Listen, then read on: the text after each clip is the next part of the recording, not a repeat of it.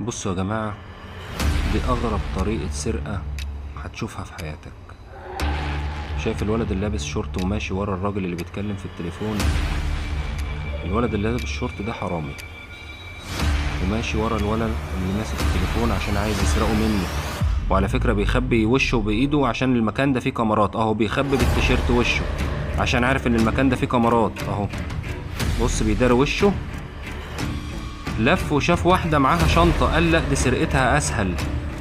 بص هيعمل ايه، بص هيعمل ايه. ماشي وراها، فتح السوستة اللي ورا اهو، فتح السوستة، خد التليفون وشاله في جيبه على طول.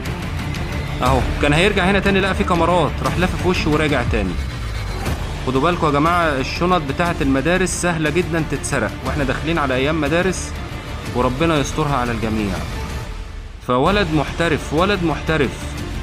فالشنط دي بتبقى سهلة جدا في السرقة، بالذات ان معظم البنات بتشيل تليفوناتها في السوستة اللي ورا. وهنا بقى هنجيب وشه بالظبط علشان الكل يبلغ على الولد ده. اهو اهو يا جماعة، اهو الولد اهو، يا ريت اللي يعرفه يبلغ عنه.